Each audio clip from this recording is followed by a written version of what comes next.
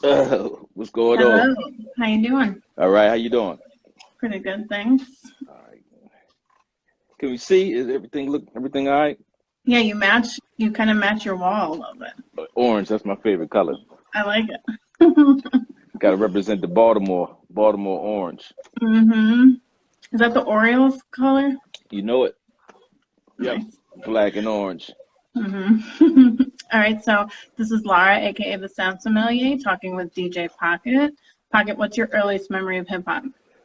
Woo! Earliest memory of hip hop was the Fresh Fest. I want to say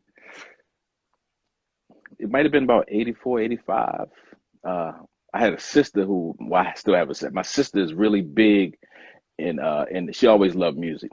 And she always played music around the house, and I was a big Fat Boys fan. And I forgot how old I was. I was pretty young then, though, probably about 11 or 12, something like that. And I was a big Fat Boys fan. I saw the commercial. My sister heard her talking about going with her friends, and I begged her to take me with her. And she took me to the show. And they wasn't even sure they could get me in, but her and her friends, they took me, got me in the show.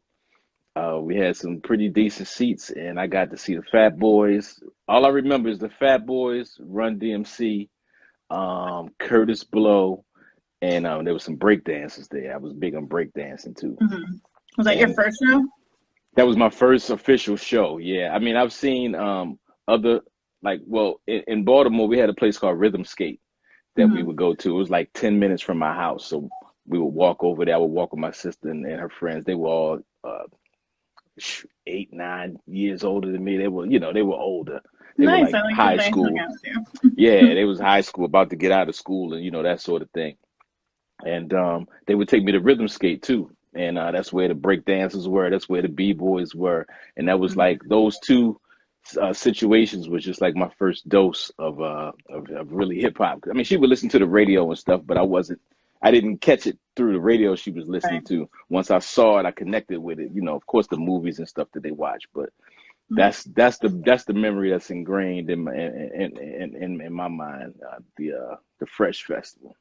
Nice. Yeah. Are there any records you recall hearing in your home as a child that still kind of stick with you? Um, we didn't have a lot of records. I think my father may have had a couple gospel records, but he had an 8-track player, Uh, and the 8-track had like I don't know. He had some jazz and some soul music. I don't remember exactly what it was, but he did have a turntable on the top of it, and that's like the first turntable I actually got to mess with. And it got to the point where from watching, seeing it on in the shows and at rhythm skating mhm. in movies and stuff, I started seeing the DJs, doing their thing, and I was like, wow. Then I started doing it with my father's turntable, when he wasn't looking or wasn't around. And You mess up one a lot of records.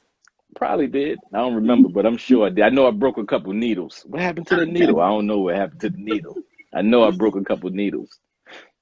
But nice. that was my first dose of really getting my hands on the turntable. It wasn't anything official, but Right. I made it do what it do for a little while until I Start got my somewhere. own. Mhm. Right. What do you remember about the scene in Baltimore when you were younger, when you first started paying attention to it, Um, I guess?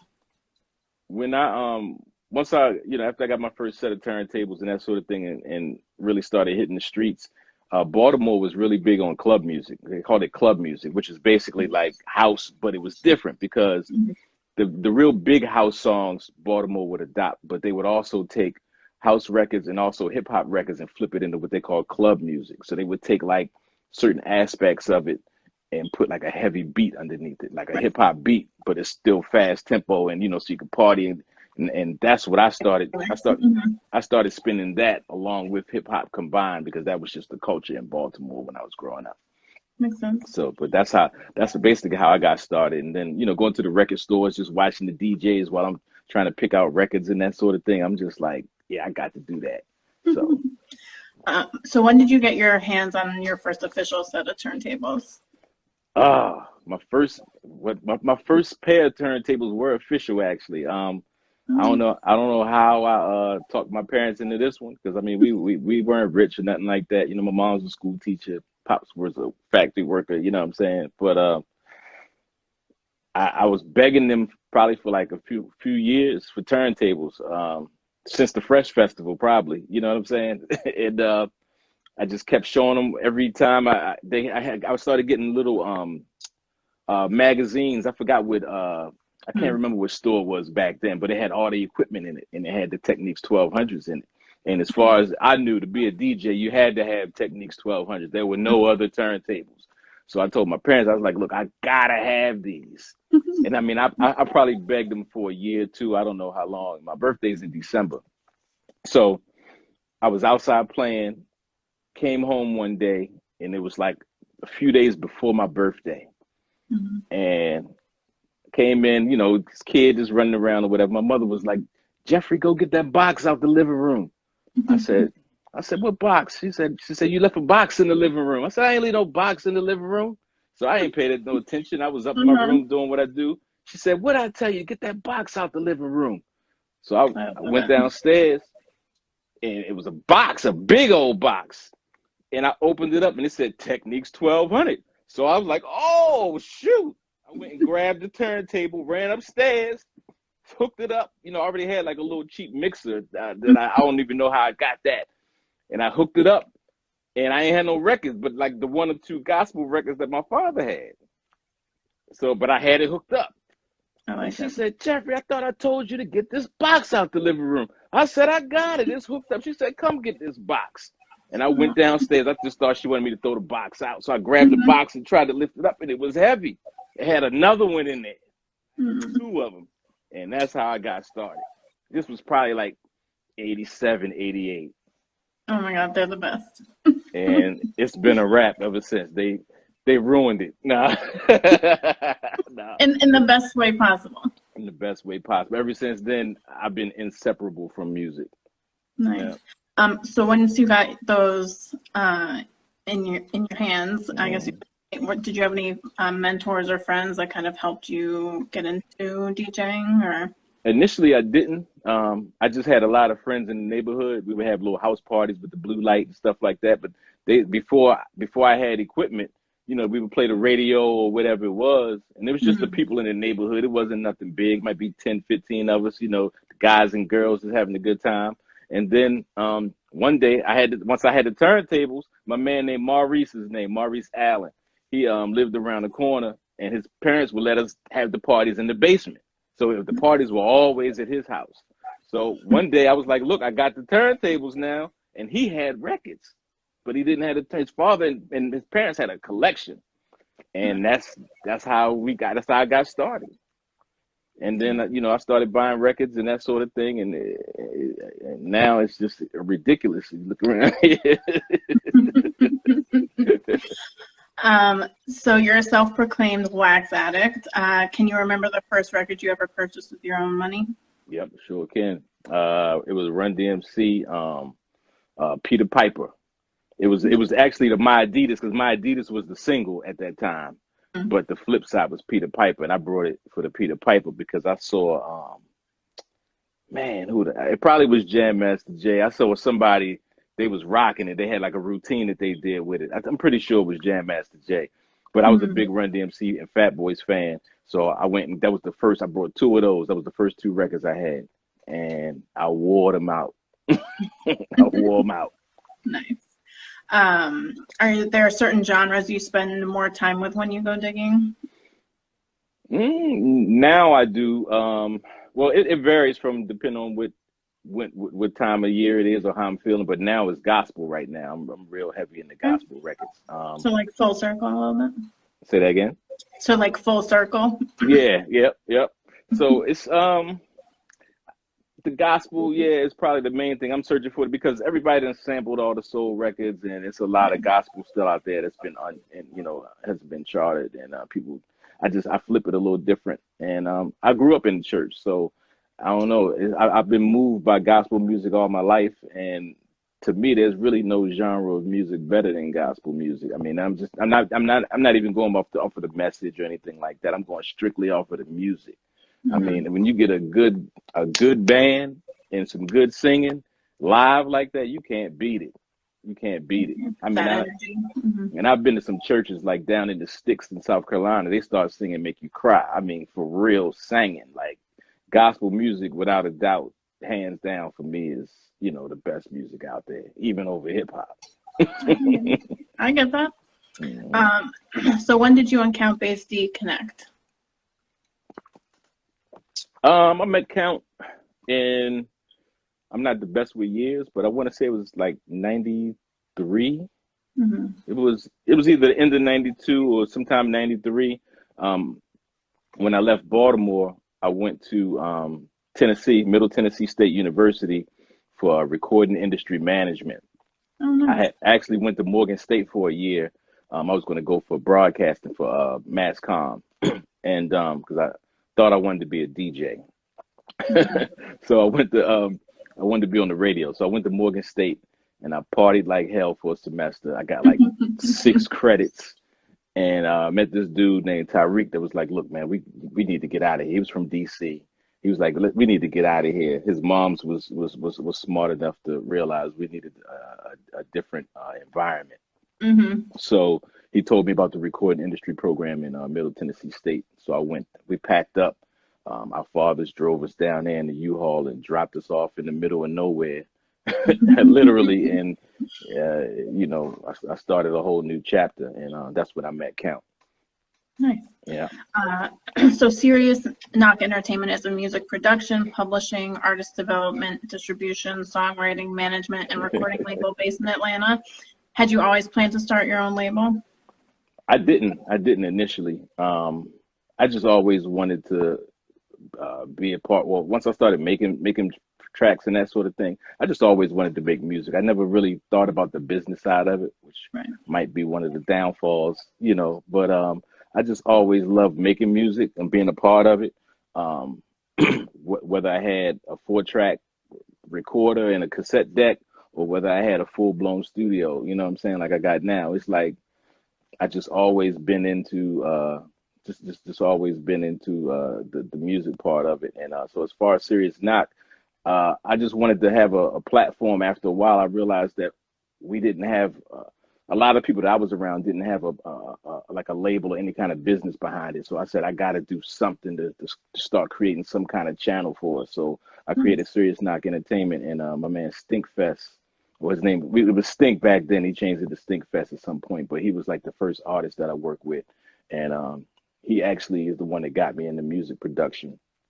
When I was awful. I mean, I just had a little 4-track, and I had a 4-track and like a 4-second DJ sampler, and I mean, we made an album that was pretty dope, pretty classic back in the '90s, in the mid '90s, and but we never released it. And still to this day, Count be like, "Yo, if y'all just would have only released that album," he was like, "We were like really innovative on some real different type of shit, but we just loved the art of it, and it never really was about the money for us. Right. So it really was an afterthought." Do you But still have that album? I do, yeah. Are you ever gonna put it out? We thought about it. I just didn't really know how to release it at this point. It's Do like a greatest 15, hits 20 thing? years old, but I mean, it's a classic. I'm sure we'll put it out there. I'm sure we'll put it out there. I mean, now you kind of have to. Yeah, I guess so. I Uh, guess so. I just seen Count. Count hit me up the other day. He was like, "Man," he said, what about that album y'all should have put out, man?" He said, he said y'all did all of this stuff right before Madlib and all and released everything. He said y'all could have been mhm. those dudes if y'all just would have put it out. And he still be on my ass today about putting music out. Like I love to make it. I love to make the music, but as far as releasing it, Right. I do what I can. Fair. So your debut release, My Claim to Fame, dropped in 2006 with features from Drez the Beatnik, Count Basie, MF Doom, and others. An Hmm. instrumental version of the record also became available that same day. What was the inspiration behind that album?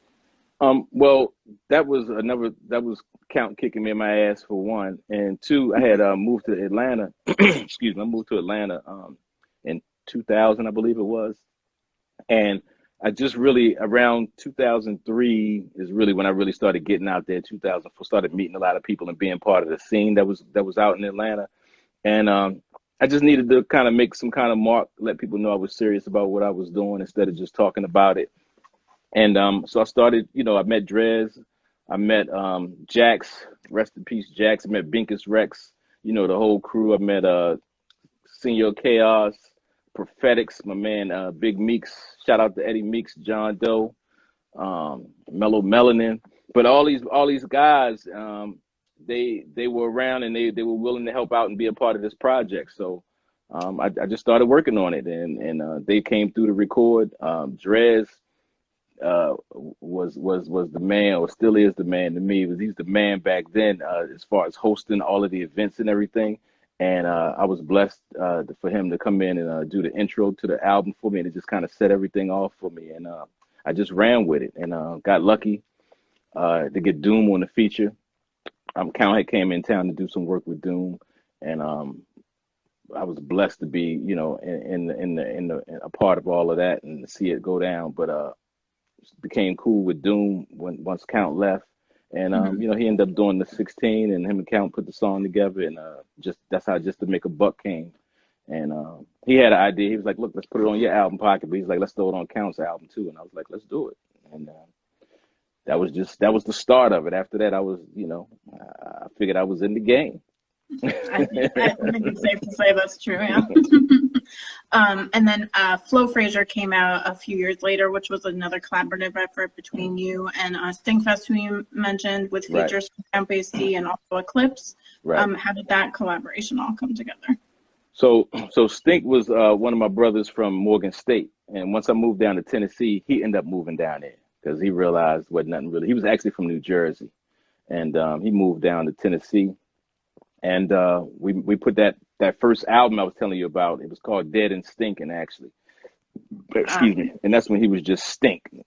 Mm-hmm. And the first album was called Dead and Stinking. And then we did another project actually with Count. I produced half of it. Count produced half of it. It was called Pieces of a Dream, I think is what we called it. That actually came out before Flo Frazier.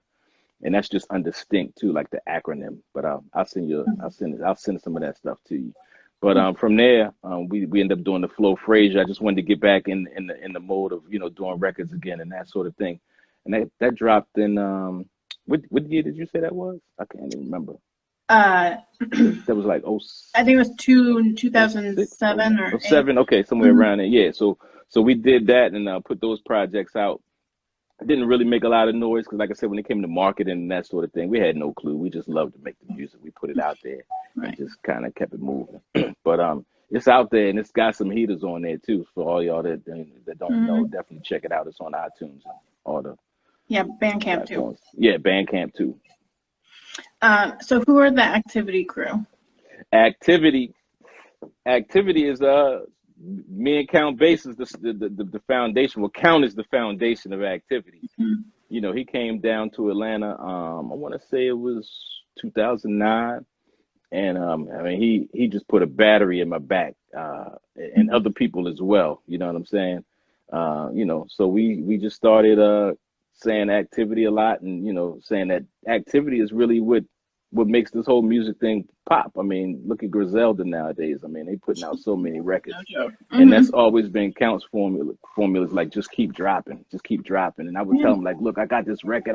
We put it out, it ain't do nothing. He's like, it don't matter, just keep dropping. And I didn't listen to him, but he showed improvement, kept putting records out and he created a lane for himself. And when he came down, just having somebody to vibe with in the studio and everything, it just really got me motivated. Because like I never really rapped until then either. I was always behind the scenes. I never really wanted to rap or anything like that. But it worked out. I guess the chemistry between the two of us, it just kind of worked. So it was a lot of fun. I feel like that used to be the thing back in the day where people were like, oh, I can't put out a record more than every 2-3 years. Right. Some people had that mentality, and then other people were thinking ahead of the curve and just kept putting music out. And a lot of those guys are the ones that's actually winning now, still to this day. That put a lot of content out. And then later that year, you and Count Basie put out the first record of the In the Loop series with subsequent releases in 2011 and 2013. The last one was accompanied by the hashtag Thanks Fam, with all the track titles looking like they were pulled from the social media. What was the idea behind or intention behind that? It was wild because like I'm sure it wasn't just here in Atlanta, but everybody started saying thanks, fam. Like that was just you say peace to people or whatever. They'd be like, thanks, fam. And it just seemed like everybody was saying thanks, fam, at one point. And we, after a couple of drinks and some other things, we were just like, that's what we're gonna call it, and we just decided to make all the songs hashtags and stuff like that Mhm. because it was, getting really more popular on social media to make sure you got hashtags on all your posts and that sort of thing. So Mhm. It that's was how we different. that's how we came up with that, and we Mhm. had a little fun with it, just trying to figure out different ways to have fun and just stay creative and keep the music alive. That's all. Yeah, I feel like what I read when I was doing research is most of those records on the In the Loop series were mostly like you guys having just a good time. That's it. I mean, and a lot of times I was working at the time and I'd come home from FedEx and our account was actually staying with me for a little bit. So I'd come home and he might have something twisted up and hit play and we just get started again. And it was never ending. It was never ending. Just day after day, we were just in the lab grinding it out. We actually did In the Loop and Hartsfield Jackson in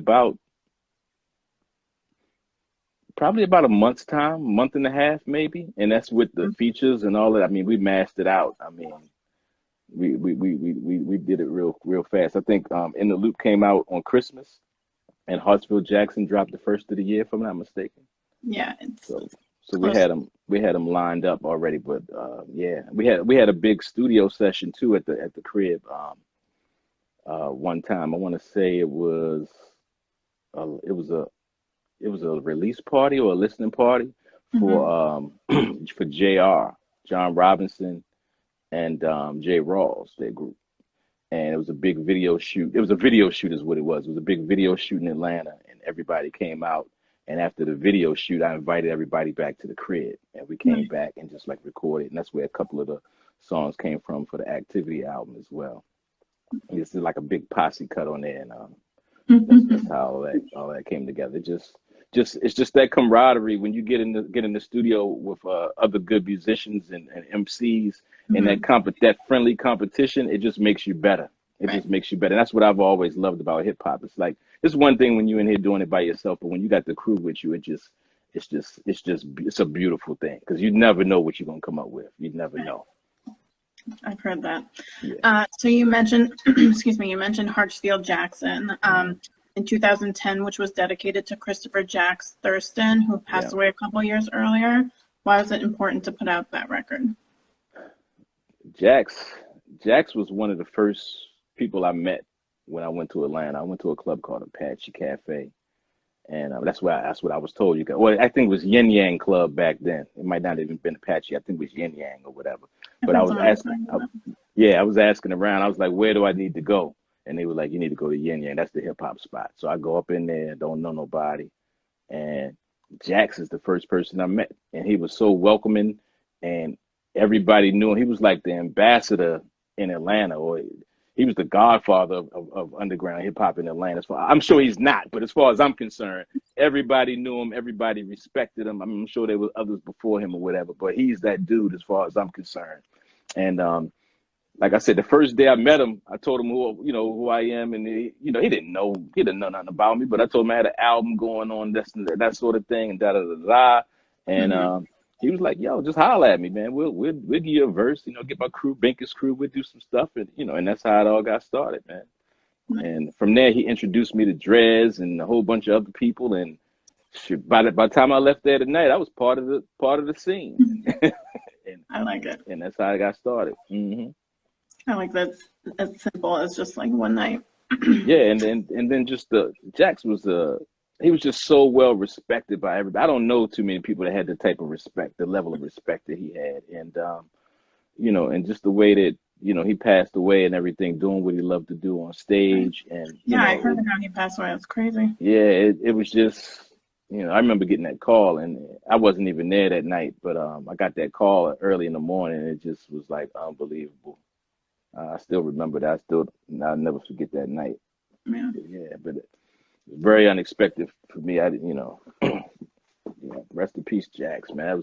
I was getting really close, even closer with him at that point because he had just moved not too far from me, and So we were building and talking about working on some more music. And but I got to record some songs with him, and everybody got their time. You know what I'm saying? And I guess it was his.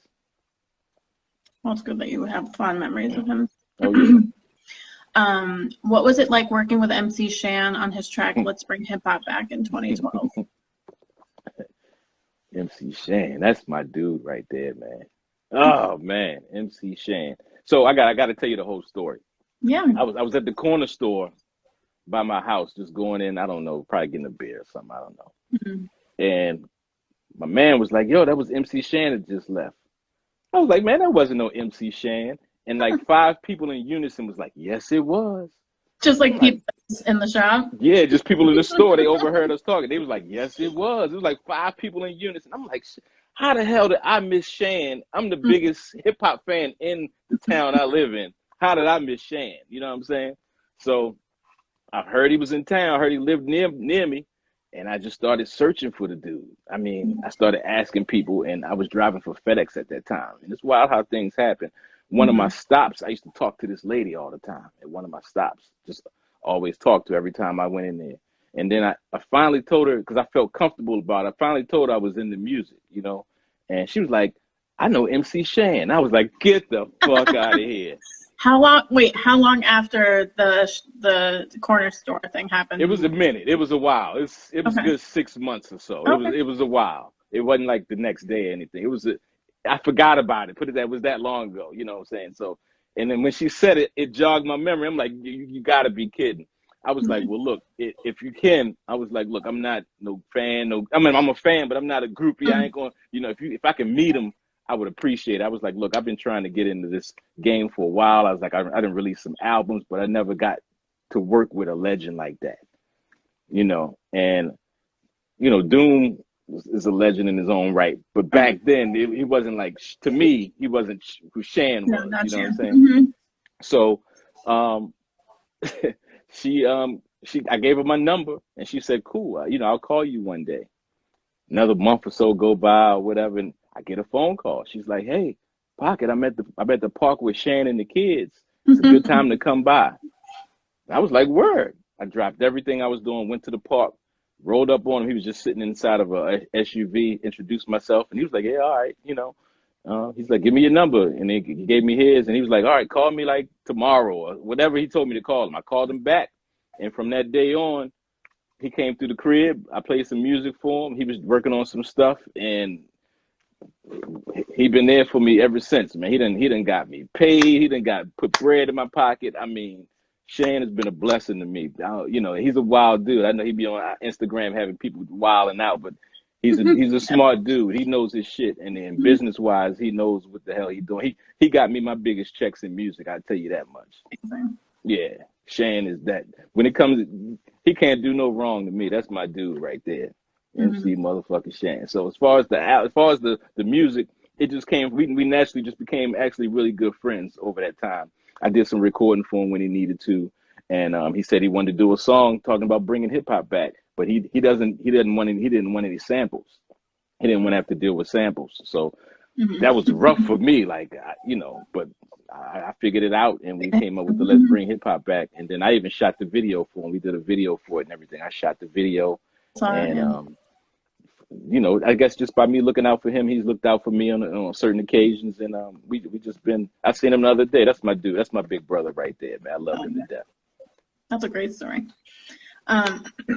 So Analog to Digital Volume 1, released and unreleased instrumentals, came out in February of 2013, with Volume 2 dropping just 6 months later.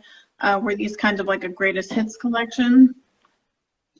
Well, to be honest, the Analog to Digital came about because in, what year was it? I want to say it was like 2011. 2010. I want to say it was about 2011. I donated a kidney to my father, and after that, I had to go through a lot to even be able to do it, to donate to him. I had to stop drinking for a long time, and I did a lot of stuff to really make that happen. And I think it had some kind of impact on me because after I donated the kidney, I had to see a psychologist in order to donate the kidney to my father.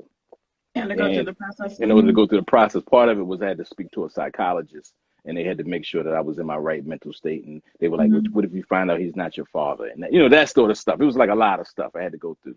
So after that process, but they also told me that I may go into a depression afterwards. They said whenever someone is missing an organ, subconsciously, it might not even be a mental thing. You can just kind of slip into like a depression. And I was like, I ain't never been depressed. I ain't gonna slip in no depression. I was like, I ain't worried about that, and sure enough, after, I started healing up and, I could actually get back moving around and I didn't want to do nothing. And I didn't make any music. I just didn't want to do nothing. And after that, Count actually, reached out in one of the ways. He was like, "Man, you got so many tracks sitting around." He said, "Why you don't just take some of those tracks and compile them as a compilation and put them out as an album?" Excuse me. And that's what got me back, active again as far as doing music. So I took these tracks and just compiled them, kind of put it together, hollered at my man Tone at Cairo Inc., who does like all my graphics and artwork and stuff. And he put it together for me. And that kind of gave me like a renewed energy again to want to go ahead and do the music, and get back into it. So that was kind of part of it. And then, like I said, doing some work here and there with Shan, and we compiled. End up doing another album with my man Stink, called Affiliated, and just all of that stuff just kind of started giving me the momentum to get back into music again, and it kind of worked. Like I said, I didn't even realize I was going through it, like I was, but after that those two albums, that first Analog to Digital is what got me back into it. And then I think Shan, I don't know if it was the first one or the second one, but Shan did like the intro for, I think the second one, Shan did like an intro for me and that sort of thing. And just all that stuff just got me motivated again to really get back out there and start getting active again. That makes a lot of sense, because my next question was asking, you also put out Back on the Grid with Walter Lee and For the Life of PEP, like pretty much back to back. And I was going to ask if you were working on all four simultaneously, so it makes sense that you.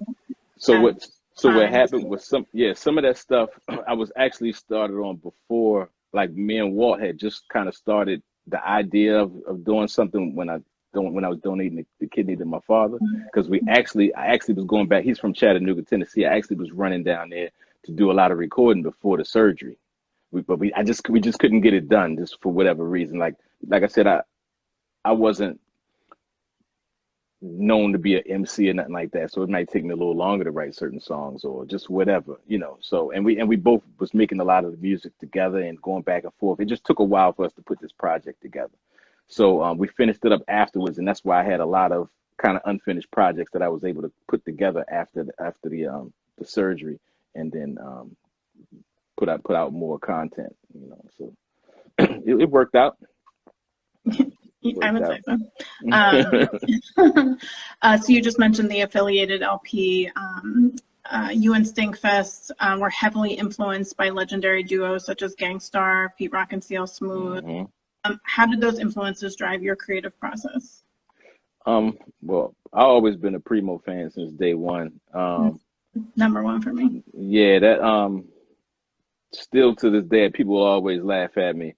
But that Group Home album, that first Group Home album was just ridiculous to me production wise. Like he really put his foot in that, and to take some MCs that most people would call maybe mediocre, not to, I love Group Home. I don't look at them that way, but a lot of people don't really look at them, as superior artists or whatever. You know what I'm saying? Right.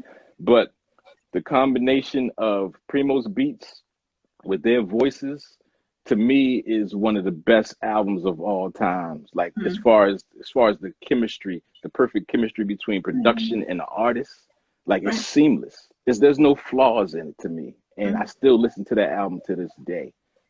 Still to this day, I listen to it from start to finish. It's a perfect project. And I mean, I love that record, song for song for song. And I still, like, I might even listen to it tonight. But yeah, when we first started, just to kind of finish up on your question, me and Stink, when we first started, it was just me and him. And We were big Pete Rock, CL Smooth fans. I was a big Guru fan, and of course Primo fan. But we just always wanted to keep that chemistry alive, and like most of the stuff we did, it was mainly just me and him.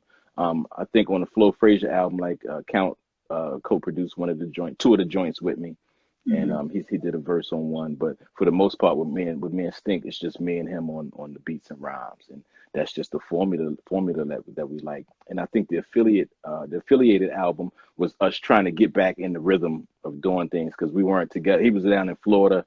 I was here in Atlanta, and we Mhm. just were living life and kind of went different directions a little bit. We still was talking to each other. Everything was cool, Mhm. but as far as music, we just weren't, pushing it out together. I was doing my own thing, and he was, doing his thing down there in Florida. So this was our way of coming back together, like a comeback album, and work on some things. So yeah, it's Um, grimy too, and it's grimy. I like it. Your name is included in the production credits for Count Basie's 27 record, Too Much Pressure, featuring Snoop Dogg, Yeah, which the New York Times referred to as velvety, soothing, slow funk. How did you become involved in that project? man. So I'll try to make it short, but this is man. You don't have to make it It, short. We got time. Count calls me one day. I want to say it was Super Bowl Sunday of, mm, I don't even remember what year it was, like 20. Wait, that came out in what 2017? So I think it was 2017. So maybe it was Super Bowl Sunday of 2017. That's Super Bowl's in February, right? Mm-hmm. Somewhere around that time. I know how I know And that. I'm not a football person. yeah, and he was like, yo, I just got a friend request from Calvin Brodus. And I started laughing. I was like, oh man, somebody playing with you and shit. Yeah. Right? He was like, yo, I don't know. He said, I checked it. It's like millions of followers and shit. And I was like, word? I was like, all right, well, maybe he heard about you or something. 'Cause Count be traveling a lot, going out west. Right. Know a lot of cats out there. Count made his rounds, you know what I'm saying, worldwide. So he found out it really was Snoop. Snoop sent him a friend request. Once he accepted it, he sent him a message. They built a friendship over time, and they started building. Then I don't know, maybe it was a month later, or I don't remember exactly the time frame. But he called me and was like, "Yo, Snoop want to do a song," and I was like, "Word." He was like, "Yo, send me everything we ever did." He said, "Send me everything." He said, "I'm gonna go through everything. I'm gonna figure it out. I'm gonna send it to him."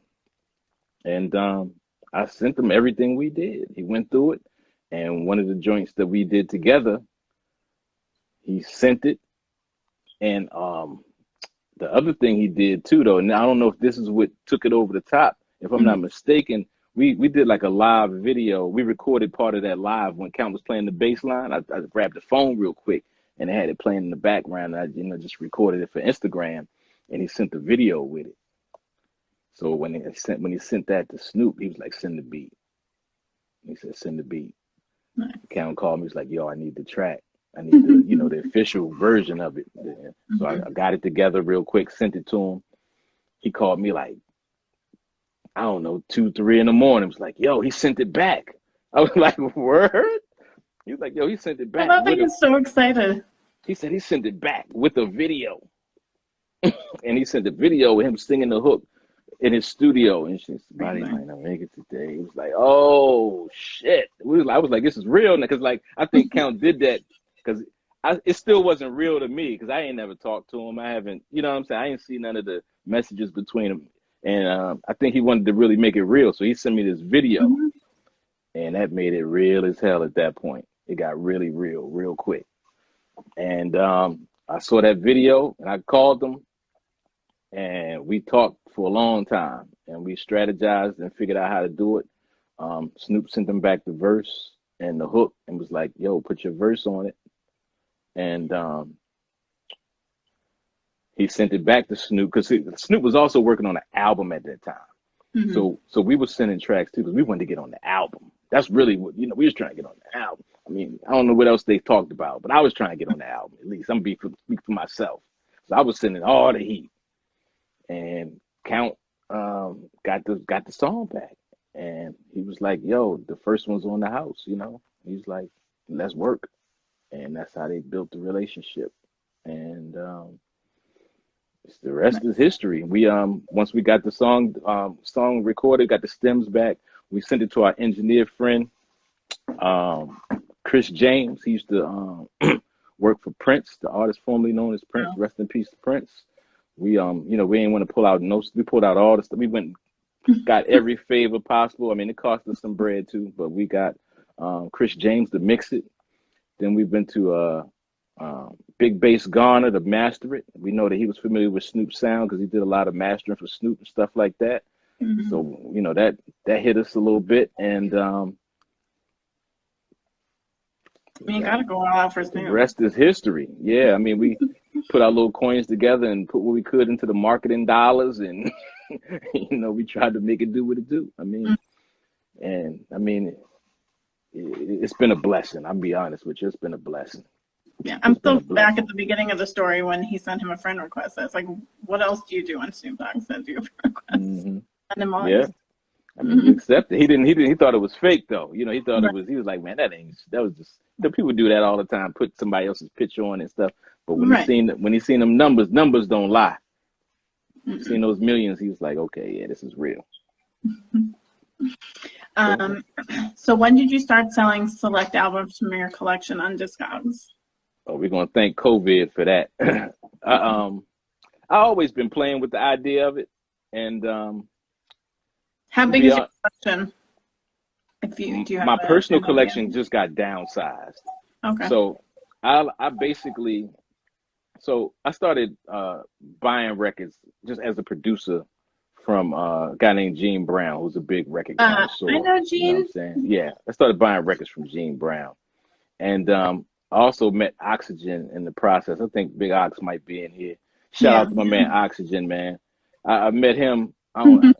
He don't hear talking about lies. I don't even know why I met him. No, I met Oxygen, and he been a blessing though. I mean, that brother took me under his wing when it come to records. He knows records. I mean, he knows records.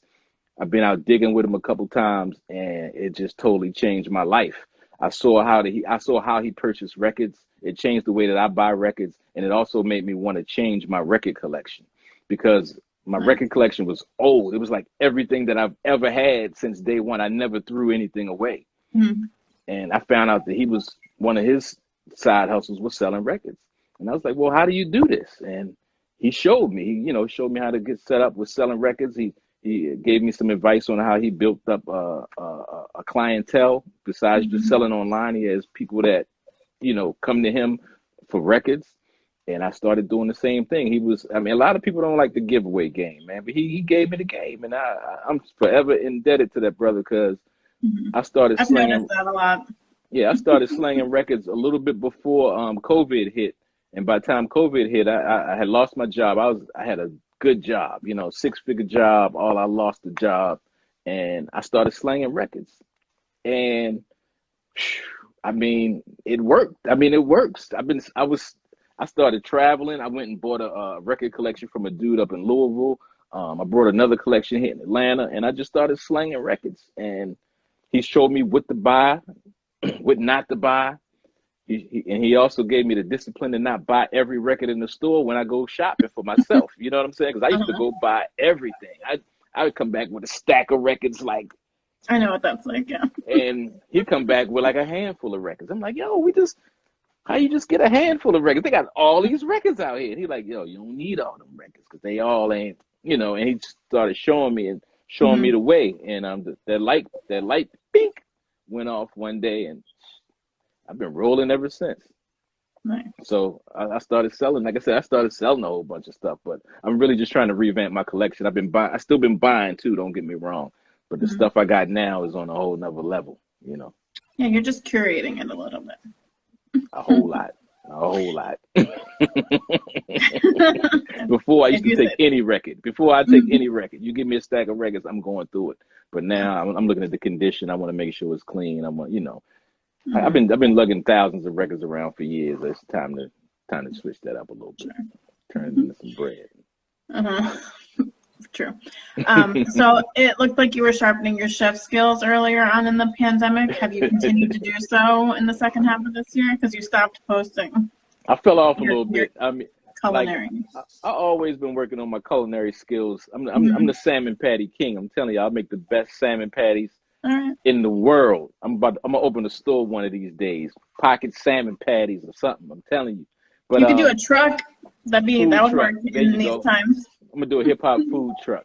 But Yes. yeah, but no, I just like to cook. I love to cook. Hmm. I love to grill out and I love to cook. So that was just one of the ways of kind of passing the time and just trying to still interact with people do because I like to go out. I'm not a homebody at all. Too. I'm Me too. always in the streets. You know what I'm saying? I love to Hmm. entertain though. So that was just one of my ways of kind of coping with, being in the house and the COVID and that sort of thing. And plus, excuse me, I got a dude that wants to, one of my people's up in Meeks talking about they all right. You ate him though. You ate him though. That's my big Don't homie ever make Meeks. them for him again. I just made some for his birthday. I'm getting ready to come back and confiscate him, make him cough him up. But nah, shout out to Big Meeks, man. That's my big brother right there. But yeah, I just I love to cook. I love to entertain people and food. I don't know why I'm not 1,000 pounds because I love to eat. You need a records and salmon patty truck. Records and salmon patties. I'm Hmm. gonna figure that out. Yeah. Uh, Bring it up to New York. I'm sure we'd be all Records, about it. records and salmon patties. That got a ring to it. Hmm. So you mixed and mastered the new single "Dinner Served" from Doug Boogie featuring Yes, Dynas, who I yes. just saw jump in the chat. How hard is Dinette. it to stay on top of your game during the pandemic? Well, I mean, stuff like that help keep me sharp. I just got another project too. A guy wanted me to mix his album, so it helped keep me sharp. I'm glad I was able to help them out and come through and do that. My man Doug Boogie, we go back. He's a real good dude. Love Doug Boogie to death, man. He actually needs a kidney as well. So Oh, shit. yeah, he needs a kidney, and this project that he's working on, excuse me, this project he's working on is to help raise money for that. You know what I'm saying? So raise money for his kidney donation and help through that process because it takes some bread to really make that happen. Hmm. Especially if insurance and all that ain't in place. But he reached out to me, told me what he was doing, and he was I think he was asking if I wanted to do a song or donate, and I was like, well. I'll do one better for you. I'll mix the stuff for you. I was like, if you get it recorded, you send me the vocals, I'll mix it for you. I was like, it might not be the $1 million mix, but it's gonna sound good. I was like, I'll get it right for you. You know what I'm saying? So, and it also, like I said, like you said, it helps me keep my skills sharp. So that was I think the second or the third one that I did for them. But that was a dope joint. Shout out to Dinaz and Doug Boogie. And that project is gonna be really dope. He got some nice joints on there. Do you know where people can learn more about how to support him? Ah, I want to say it's Doug Boogie on IG. I'm not exactly sure if I'm sure anybody he does might want to have know. something on there. Yeah, I'm Hmm. I'm pretty sure it's DJ Doug Boogie at DJ Doug Boogie if I'm not mistaken. I just Hmm. I can't really look it up right now, but No. if they can if y'all need to know, they can hit me on the on the DM and I'll respond with his handle, his IG handle. But Nice. yeah. Well, So your latest Hotbox first session instrumental album yeah. dropped in late July. What Yeah. inspired this project? COVID. This is your first one in a while, I noticed, so I Yeah, wasn't sure. and actually it's a new batch of joints that I've been working on. I started practicing piano a lot during Yeah, I COVID. Well, noticed actually a little there were bit a lot of before. piano pieces. Hmm. Actually before COVID. So I started playing like a lot of my bass lines and stuff like that and taking some lessons from Count and then got some online lessons that I purchased over the years and I just been practicing little bit by little bit and I just been Hop Stew. Hop Stew is sorry about this, Doug Boogie's That's crew okay. as well. But I just kept practicing and I really liked the way that the sound, my new sound was coming out, and I had a couple of songs that a couple of tracks that people was really feeling. I was like, okay, so maybe I'm on to something. I said, let me go ahead and just drop this album. So came up with the idea of the hot box, just in the lab getting smoked out, and that sort of thing. And got a volume 2 coming that's going to be all gospel joints. It's going to be all gospel samples. It's going to be Hot Box Part 2. So I'm still trying to finish that up, but just trying to stay motivated this time. Drop a little bit more music. In the meantime, I was dropping albums with Wise Intelligent too. Okay. So I did like, I want to say it was like 3-4 years ago. Me and Wise linked up here in Atlanta. I was good friends with Culture Freedom from Poor Righteous Teachers, and Wise had moved to Atlanta, and Culture Freedom. So Culture Freedom actually been a big mentor to me since I was in Tennessee, and I think he's my favorite member. Culture Freedom's that dude. He's a great dude. I've been blessed to have like a few legends in my corner, man, and they really give me a lot of game and keep me grounded. Like really show me how things work. But Culture hit me up one day and was like, "Yo, Wise moved in town," and was like, "Yo, he need a place to record." Like, say no more. He came through, and it was history. I was recording for him, and started playing beats for him. He's like, "Yo, I'm working on an album," and we did an album called the first one was Wise Intelligent is Stevie Bonneville Wallace. I'm not exactly sure when it came out. Like I said, I want to say about 4 years ago. Okay. I did like 3/4 of the album, or maybe more. And I mean, it's a banger, man. And I mean, Wise is a spitter. He's probably one of the most slept on artists out there. People who know, they know. But it's not too many people. I don't know. It's not too many people that can see that dude, man. Especially he's coming with conscious lyrics and spitting the flow. And I mean, if y'all haven't checked that out, go back and check out Wise catalog. The last like 4 albums. Start with that Stevie Bonneville Wallace. There's some heat on there. And I ain't trying to toot my own horn. That dude is a monster. Who did? That dude is a monster. Wise is a monster, and he helped bring something else out of me. You know what I'm saying? Like I said, it's something about that when that chemistry, when you can get in the lab with somebody else. That's like that Pete Rock and CL Smooth again, and like that energy. It works. It works. My man John Don Meeks can attest to it. They got Docino. The albums they put out, this heat. I mean, it's something about the energy when you get the right people in the lab together. It works. My man J57 on here. Me and him got in the lab and banged out some beats. It works. I mean, we got some heaters. It works. One of them is actually on Wise Intelligent next album that's coming out. So I mean, it works, and that's what I like most about hip hop. I think it's just the camaraderie and also the just going back and forth and talking trash, and it just helps bring the best out of you. It brings the best out of me, at least. You know what I'm saying? I think it's really easy to tell too when people have good chemistry, because it's also really easy to tell when there isn't good chemistry on a record. Yeah, I feel you on that. Yeah, and I like to work in the lab. I like to work together. You know what I'm saying? And all of these projects that I'm talking about, we were together when this stuff was recorded. All of this stuff. So, is there anything else that you're working on right now that you want to share, or that's coming out soon? Or? Like I mentioned before, got the Hot Box 2. Hopefully that's going to drop early 2021. We're in 2020, hopefully early next year. And I just got to finish it up. I've been slacking a little bit. I got some things going on at home, but life goes on. So I'm gonna get that finished up. And then the Poem Chomsky, Wise Intelligent. It's called Poem Chomsky. Is gonna be the album. I'm telling y'all, just wait for it. It's gonna be crazy. I did I just did a few. I think I did maybe 3 or 4 on this album. Masada MPC. Shout out to Masada. It's a great dude. Masada MPC. He produced some heat on there, and then some other producers on that album. But man, it's gonna be special. I hope we really push this one. Like a lot of times, like I said, we just put the music out there because there's so much other stuff going on. And Wise is he's a community dude. He's more about the community. I mean, he loves hip hop. That's his foundation, of course. But he's in the community, and that's really his focus right now. He's working with Rap Snacks and some other things like that, and doing a nonprofit for them. And he's in the community. That's first and foremost for him. So the music is that comes next. So, but hopefully we'll put a little bit more push behind this one, because I mean people really need to hear what he's spitting on these records. I mean, it's some legendary stuff. It's legendary. It's what should be on the radio. You know what I'm saying? It's really what should be on the radio. Right. But who listens to the radio anymore? Sadly, I'm really glad I grew up with it. But yeah. Right. Yeah. Those are the 2 main things. Oh, also I need everybody to go to Eddie Meeks' page and ask for that album. Me and Eddie Meeks got a EP, but we ain't dropped it yet. So everybody go and flood his flood his He needs the pressure. flood his Instagram so we can drop this album. We need to record like one more song though. He don't want to record no more. I can't get him to record another song. Gotta put the pressure on.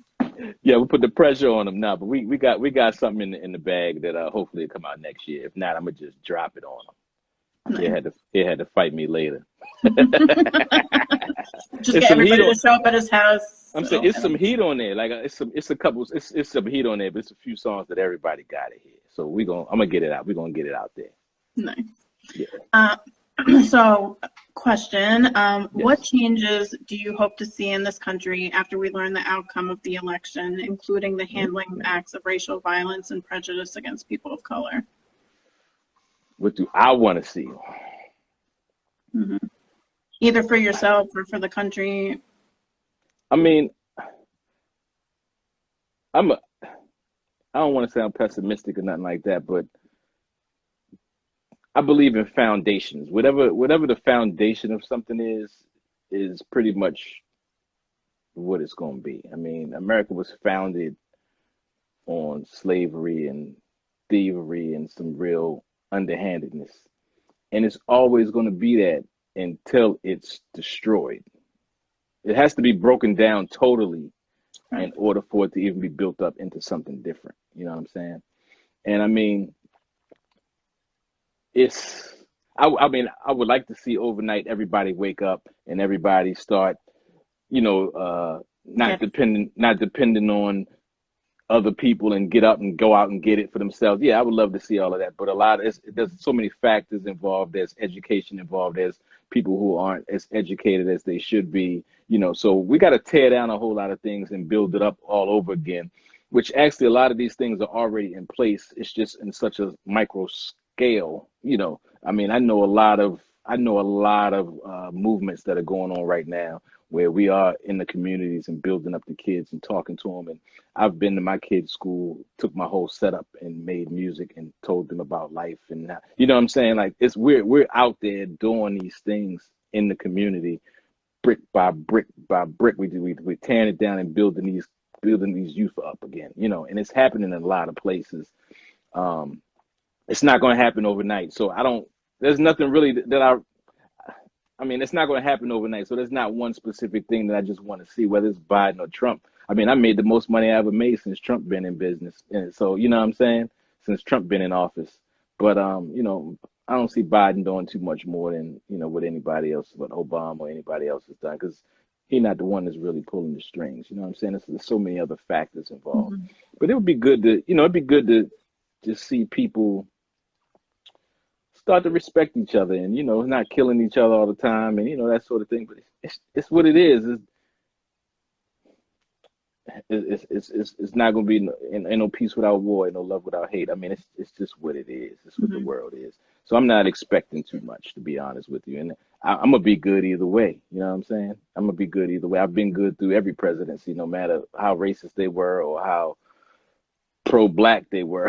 You know what I'm saying? Even though that hasn't happened. But I'm going to be good either way. So I don't expect anything, to be honest with you. Yeah, you kind of mentioned, but I think the most important thing right now is education. I think the lack of education is why we're in this mess in the first place. So.